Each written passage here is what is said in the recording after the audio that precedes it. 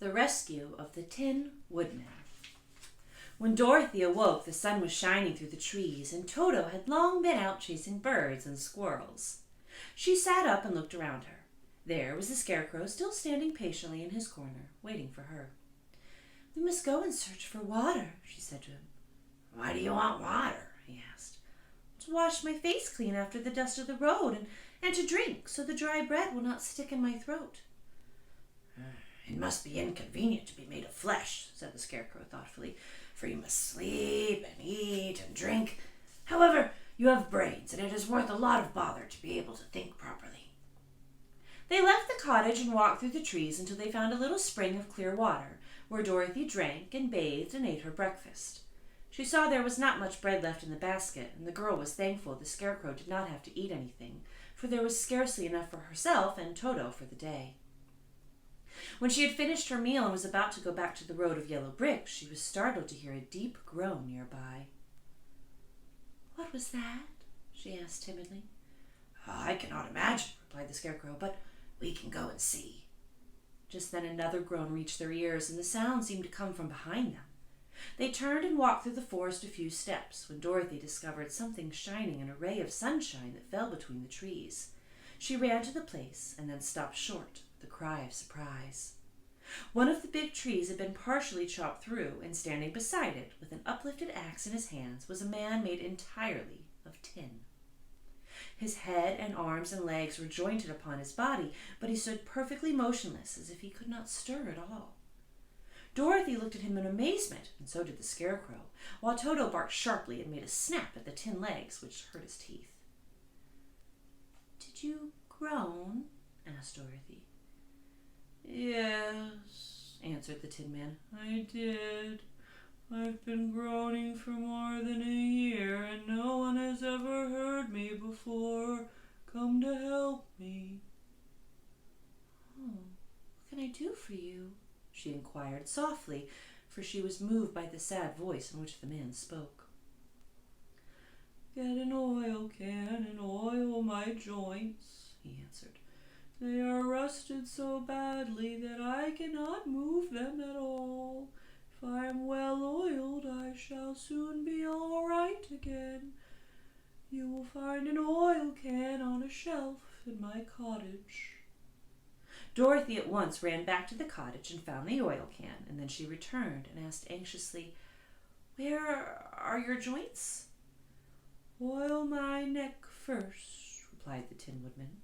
So she oiled it, and as it was quite badly rusted, the Scarecrow took hold of the tin head and moved it gently from side to side until it worked freely, and then the man could turn it himself. "Now oil the joints in my arms," he said, and Dorothy oiled them, and the Scarecrow bent them carefully until they were quite free from rust and as good as new. The Tin Woodman gave a sigh of satisfaction and lowered his axe, which he leaned against the tree. "Oh, this is a great comfort," he said. "I have been holding that axe in the air ever since I rusted, and I'm glad to be able to put it down at last. Now, if you will oil the joints of my legs, I shall be all right once more." So they oiled his legs until he could move them freely, and he thanked them again and again for his release, for he seemed a very polite creature and very grateful. "I might have stood there always if you'd not come along," he said. "So you have certainly saved my life. How did you happen to be here?" "Well, we're on our way to the Emerald City to see the Great Oz," she answered, "and we stopped at your cottage to pass the night." "Why do you wish to see Oz?" he asked. "Well, I want him to send me back to Kansas, and the Scarecrow wants him to put a few brains into his head," she replied. The Tin Woodman appeared to think deeply for a moment, and then he said, "Do you suppose Oz could give me a heart?" "Why, I guess so," Dorothy answered. "It would be as easy as to give the Scarecrow brains." "True," the Tin Woodman returned. "So if you will allow me to join your party, I will also go to the Emerald City and ask Oz to help me." "Come along," said the Scarecrow heartily, and Dorothy added that she would be pleased to have his company. So the Tin Woodman shouldered his axe, and they all passed through the forest until they came to the road that was paved with yellow brick. The Tin Woodman had asked Dorothy to put the oil can in her basket. before, he said. If I should get caught in the rain and rust again, I would need that oil can badly. It was a bit of good luck to have their new comrade join the party, for soon after they had begun their journey again, they came to a place where the trees and branches grew so thick over the road that the travelers could not pass. But the Tin Woodman set to work with his axe and chopped so well that soon he cleared a passage for the entire party. Dorothy was thinking so earnestly as they walked along that she did not notice when the Scarecrow stumbled into a hole and rolled over to the side of the road. Indeed, he was obliged to call her to help him up again. "Why didn't you walk around the hole?" asked the Tin Woodman. "I don't know enough," replied the Scarecrow cheerfully.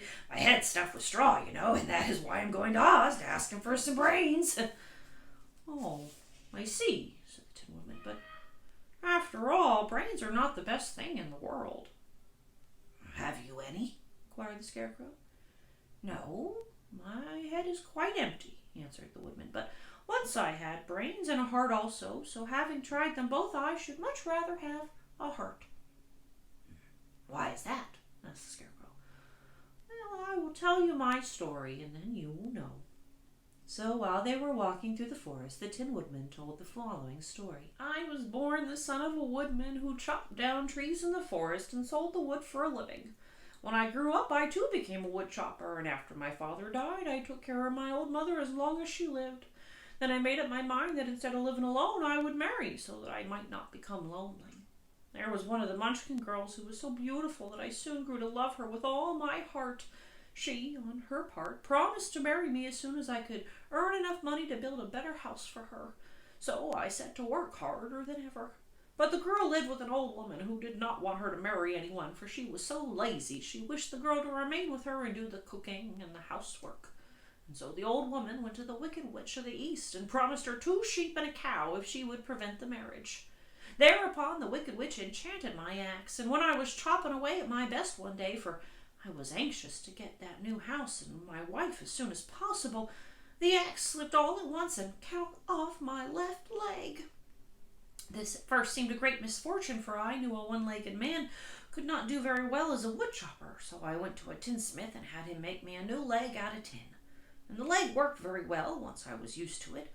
But my action angered the Wicked Witch of the East, for she had promised the old woman I should not marry the pretty Munchkin girl. When I began chopping again, my axe slipped and cut off my right leg. And again I went to the tinner, and again he made me a leg out of tin. After this, the enchanted axe cut off my arms, one after the other, but nothing daunted, I had them replaced with tin ones. The Wicked Witch then made the axe slip and cut off my head, and at first I thought that was the end of me, but the tinner happened to come along, and he made me a new head out of tin. I thought I had beaten the Wicked Witch then, and I worked harder than ever, but I little knew how cruel my enemy could be. She thought of a new way to kill my love for the beautiful Munchkin maiden, and made my axe slip again so that it cut right through my body, splitting me into 2 halves.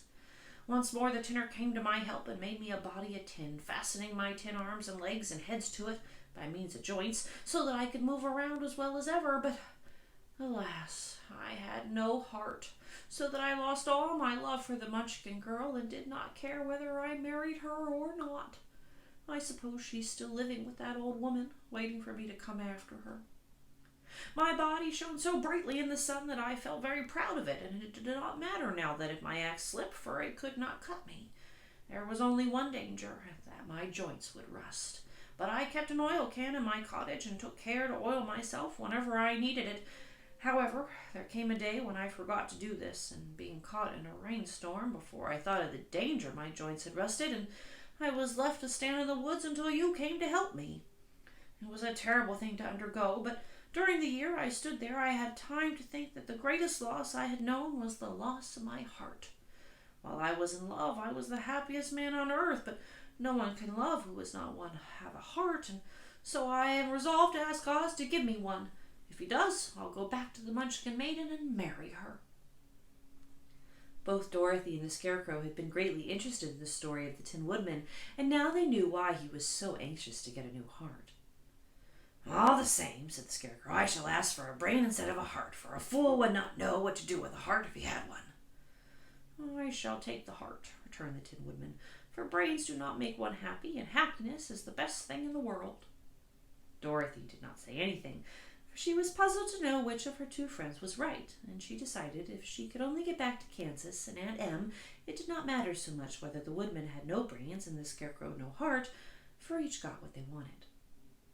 What worried her most was that the bread was nearly gone, and another meal for herself and Toto would empty the basket.